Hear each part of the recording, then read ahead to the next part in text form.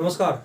विश्व के विनाश का बताने वाला एक ऐसा घड़ी जिसका सुई जिस दिन 12 पे पहुंच जाए उस दिन धरती का विनाश निश्चित है। और आपको इस जानकारी में और रुचि पैदा करने के लिए ये बता दें कि इस घड़ी में 12 बजने में अभी बस 90 सेकेंड ही बाकी है। जैसे जैसे हम 12 बजने के करीब पहुंचते जाएंगे वैसे वैसे धरती पे विनाश उसी तेजी से बढ़ती चली जाएगी। उस घड़ी का नाम है डूम्सडे क्लॉक।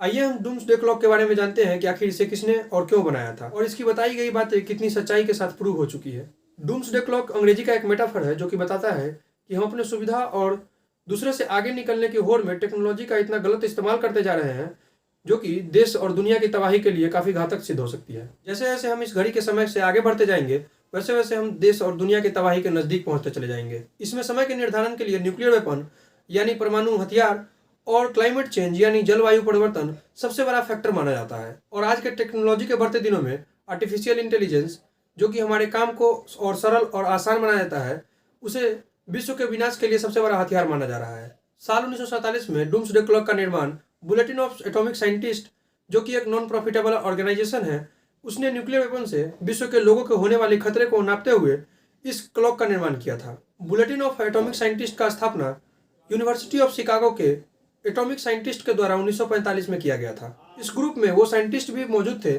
जिन्होंने दुनिया का सबसे पहला एटम बम बनाने में सबसे अहम भूमिका निभाई थी। जैसे जे रॉबर्ट ओपेनहाइमर और अल्बर्ट आइंस्टाइन जैसे साइंटिस्ट इसमें मौजूद थे। बनाने को तो ये लोग एटम बम बना चुके थे लेकिन इसके भयावह परिणाम को देखते हुए लोगों के जागरूकता के लिए साल 1945 में बुलेटिन ऑफ एटॉमिक साइंटिस्ट के द्वारा एक न्यूज लेटर निकाला जाता है जिसमें लोगों को न्यूक्लियर एनर्जी और इसके कॉन्सिक्वेंसेस के बारे में बताया जाता है। लोग इस विनाशकारी हथियार और उसके परिणाम को एक कहानी की तरह सुनकर न टाल दें इसके लिए बोर्ड में बैठे साइंटिस्टों के द्वारा ये तय किया जाता है कि एक घड़ी का निर्माण किया जाएगा जो कि समय समय पर लोगों को यह अलर्ट देता रहेगा कि हम विश्व के विनाश की तरफ कितने पहुंचते जा रहे हैं। इस घड़ी में अब तक 1947 से 2023 तक 25 बार बदलाव देखा जा चुका है। 1947 में इस घड़ी को पहली बार मध्य रात्रि 12 बजे से 7 मिनट पहले सेट किया जाता है जिसमें हुए अगले बदलाव को आप इस चार्ट के माध्यम से और आसानी से समझ सकते हैं। 1949 में जब दुनिया में न्यूक्लियर वेपन का होड़ चल रहा था तब इस घड़ी में विश्व के विनाश में महज 3 मिनट ही बचे हुए थे। 1960 में फिर से ये समय 12 बजने में 7 मिनट पहले पहुंच चुका था।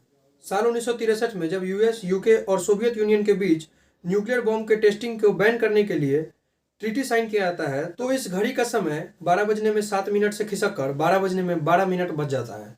1990 में जब सोवियत यूनियन 15 हिस्सों में टूट जाता है तब इस घड़ी में सबसे बड़ी शांति देखी जाती है जो कि 17 मिनट की थी। 2023 में इस घड़ी के द्वारा इंडिकेट किया गया कि अब 12 बजने में महज 90 सेकेंड ही बाकी है। जब रशिया यूक्रेन वॉर में रशिया के द्वारा यूक्रेन के ऊपर न्यूक्लियर वेपन यूज करने का प्लान किया जा रहा था। विश्व में जितनी तेजी से टेक्नोलॉजी का विकास होगा उससे जन्म लेने वाली विनाशकारी प्रभाव भी उसी तेजी से बढ़ती चली जाएगी। और आज के दिनों में आर्टिफिशियल इंटेलिजेंस जो कि मानव के जीवन को जितना सरल बनाता जा रहा है उससे उत्पन्न होने वाली थ्रेट जैसे डीप फेक और ऑनलाइन फ्रॉड उसी तेजी से बढ़ती चली जा रही है। और आर्टिफिशियल इंटेलिजेंस भी डूम्सडे क्लॉक के समय में काफ़ी तेजी से परिवर्तन करती जा रही है। विश्व में बढ़ रही टेक्नोलॉजी और उस टेक्नोलॉजी से बढ़ते हुए अशांति को आप कैसे देखते हैं आप कमेंट में जरूर बताएं।